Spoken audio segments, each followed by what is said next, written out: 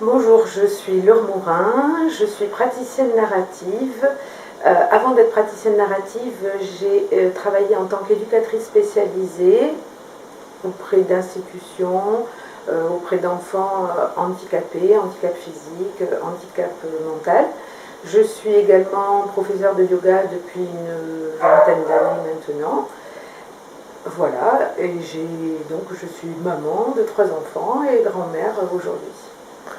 Très bien. Alors, comment as-tu eu l'idée de poser des questions au corps des clients? Alors, lorsque je me suis formée aux pratiques narratives, j'ai été influencée par la posture narrative.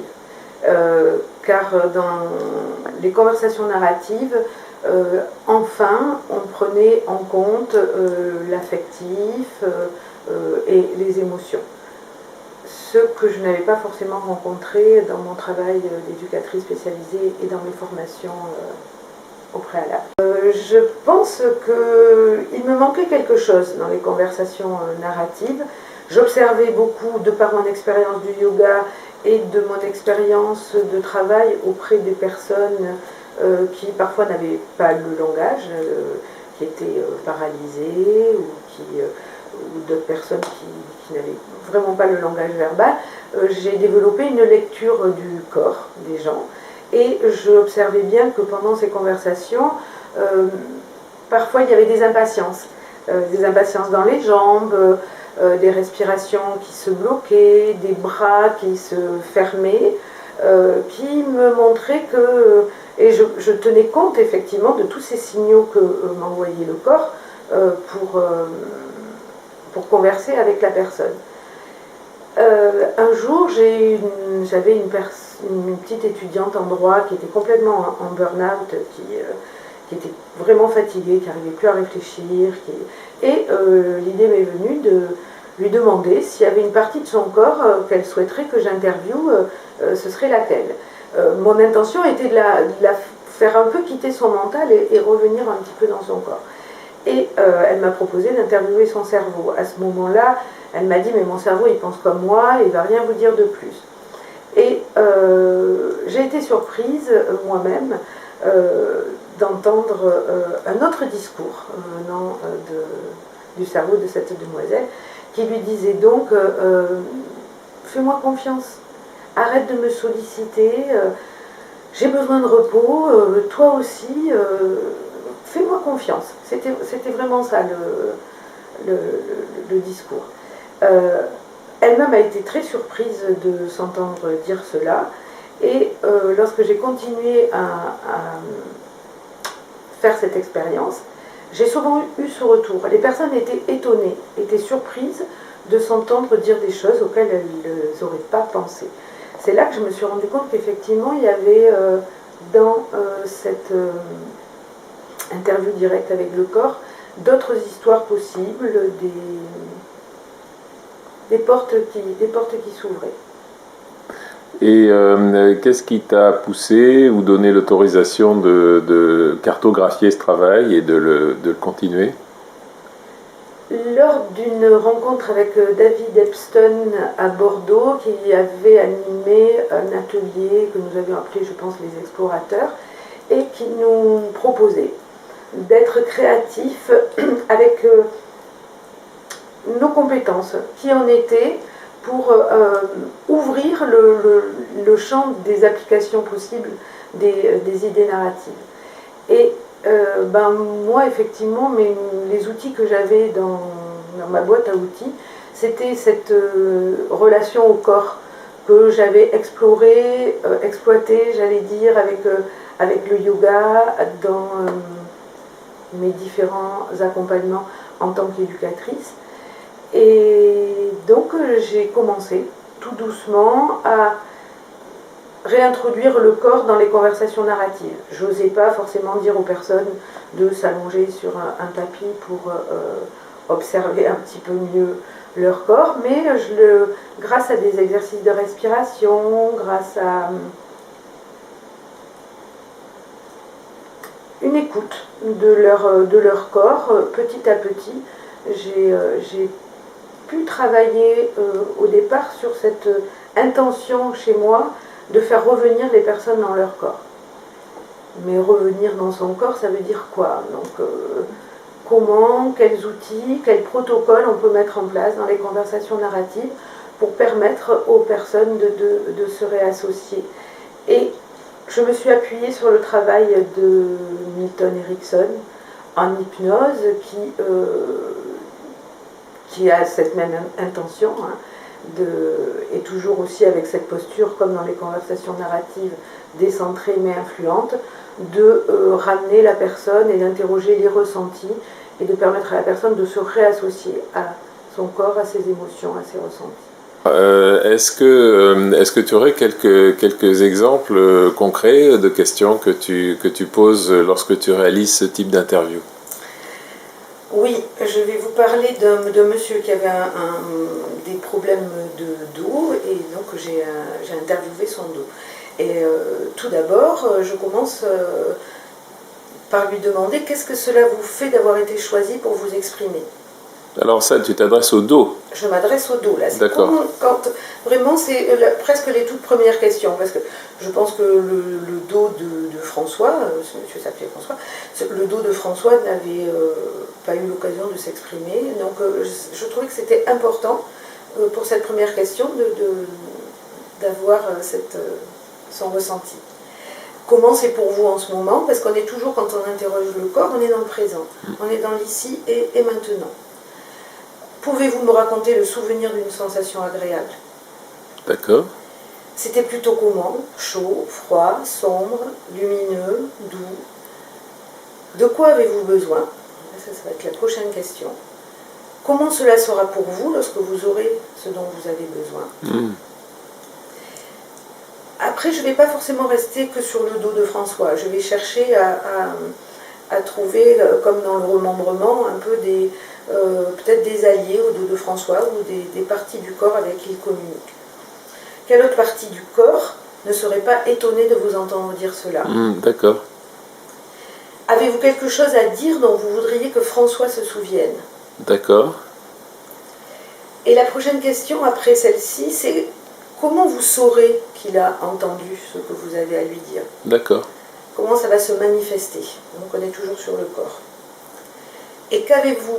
Là je reviens, maintenant, une fois que la conversation avec le corps est terminée, je reviens sur François et je lui demande qu'est-ce qu'il a entendu dans cette conversation avec le corps qui fera que demain sera différent pour lui. D'accord. Donc je fais un petit peu des allers-retours. Alors j'ai l'impression qu'il y a quand même un langage particulier quand tu interviewes le corps qui est vraiment basé beaucoup sur des sensations, sur des couleurs, sur des odeurs, des textures. Alors des odeurs, des textures, mais il peut y avoir des images aussi qui viennent. Mais effectivement, on va être plutôt sur des sensations.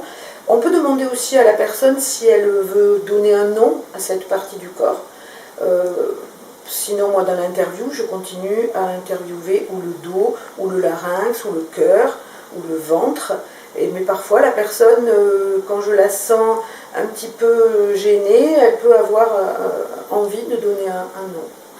Est-ce que... Ou à la sensation, à la partie du corps, ou à la sensation. D'accord. Est-ce qu'il y a est-ce que les gens n'ont pas tendance à revenir dans leur mental de temps en temps, et comment faire comment réagir quand le client revient dans sa tête et dans son mental?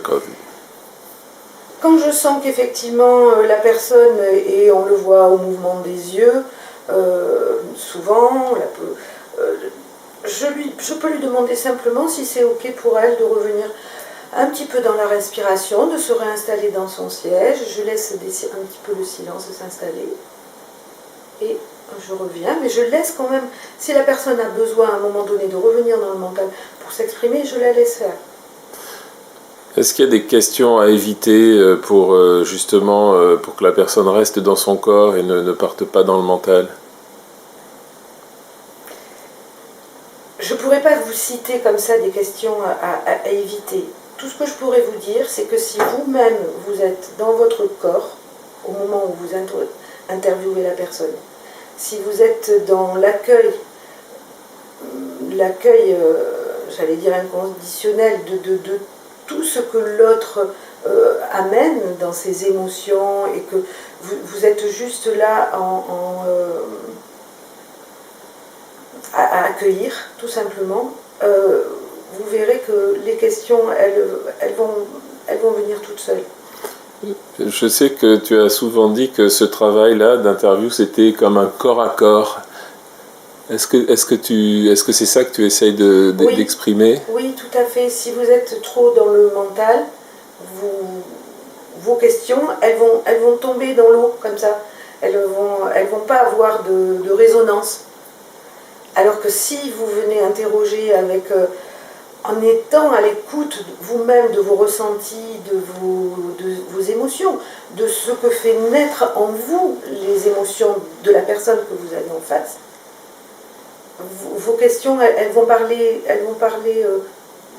d'un autre endroit, et elles vont résonner chez la personne. Et vous aurez de nouveau des réponses.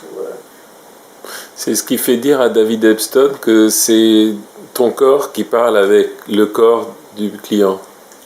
Tout à fait. Par la respiration, par la posture, qui est déjà la posture du praticien narratif, décentrée mais influente, mais à la fois une posture corporelle, une respiration synchronisée. Quand tu regardes des vidéos de Michael White, est-ce que tu n'as pas l'impression qu'il faisait ça un peu instinctivement ? Instinctivement, intuitivement, Jung disait qu'on a deux sortes de mental. On a le mental raisonneur et le mental intuitif. Et que aujourd'hui dans nos sociétés, on honore le serviteur, le mental raisonneur, mais qu'on a complètement oublié le don. Et je pense que Michael White avait effectivement travaillé avec ce don d'être complètement dans un corps à corps presque avec les personnes, dans une présence totale dans les conversations qu'il avait. Tu veux dire que l'interview du corps offre l'occasion de se reconnecter à notre partie intuitive ? Tout à fait, dans le sens où quand on interroge le corps de la personne, on doit, dans sa posture de praticien, de thérapeute, on doit interroger la personne depuis son corps. On doit être complètement connecté à ce mental intuitif, à ce corps qui est lui-même relié à l'inconscient et qui va faire émerger une autre forme de question, une autre forme de conversation, peut-être une conversation avec des silences, avec des respirations, avec des temps de flottement. Je ne regarde jamais la personne dans les yeux quand j'interroge le corps. Je laisse mon regard flotter et je suis moi-même très reliée à ce que je ressens, aux émotions qui naissent en moi, reliées aux émotions que la personne est en train de parler ou de ressentir. Quand est-ce que tu as commencé à enseigner sur ce travail ? Il y a à peu près maintenant, je pense, 3 ans, 3 ou 4, je sais plus, peut-être 5 ans.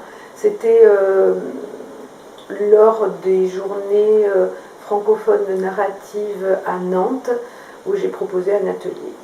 Que le fait qu'en France, il y a beaucoup, surtout des coachs d'entreprise qui se sont formés aux approches narratives, est-ce que ça n'a pas eu tendance à éliminer un petit peu ou à faire disparaître un petit peu le corps du champ narratif ? Peut-être effectivement que le fait que les idées narratives ont été beaucoup transmises et appliquées dans le milieu de l'entreprise. Et dans le milieu de l'entreprise, encore que ces dernières années, c'est en train de changer. On parle du mieux-être au travail, mais le corps était quand même pas du tout pris en considération. Y a-t-il d'autres projets que tu as pour diffuser ton travail? J'anime pour l'instant des ateliers dans les écoles des écoles narratives francophones et j'ai l'idée, l'envie d'écrire un livre sur ce travail. Pour l'instant, des retours que je peux avoir à la fin des ateliers que j'anime, j'entends parler de réconciliation, de retrouvailles, de retour chez soi. Beaucoup d'émotions sont liées à ces conversations avec le corps, dans le sens où effectivement les personnes disent qu'elles sont étonnées et surprises de s'entendre dire cela. Donc c'est bien qu'elles parlent vraiment de notre endroit d'elles-mêmes, donc de recréer un dialogue avec soi-même. Tu dis souvent que tu aurais aimé connaître ces méthodes-là quand tu travaillais avec des personnes handicapées. J'aurais aimé effectivement connaître les idées narratives quand j'étais éducatrice spécialisée. De par la posture que l'on propose et toutes les possibilités surtout d'enrichir les histoires et les identités de ces personnes qui étaient étiquetées comme personnes autistes, personnes psychotiques, personnes polyhandicapées. Voilà. Et derrière ces étiquettes, effectivement, j'ai rencontré des très belles personnes qui auraient mérité que l'on ait des belles conversations narratives avec eux. Mais peut-être que dans l'avenir, ce type de travail, justement, pourrait être utile à des accompagnants, des travailleurs sociaux qui travaillent auprès de ce genre de public, justement. Tout à fait. Je réfléchis aujourd'hui aussi à d'autres manières, effectivement, d'interviewer le corps est-ce qu'on interviewe de la même façon le corps de quelqu'un qui est en bonne santé que le corps d'une personne qui a des douleurs chroniques, qui a perdu peut-être, je pense à toutes les femmes à qui on a enlevé un sein, comment peut-être les aider à retrouver un dialogue et dans ce dialogue retrouver une relation avec leur corps qui était peut-être malmenée. Travailler sur la relation que l'on entretient avec son corps et la faire grandir et la nourrir. Est-ce que tu aurais envie de rajouter quelque chose?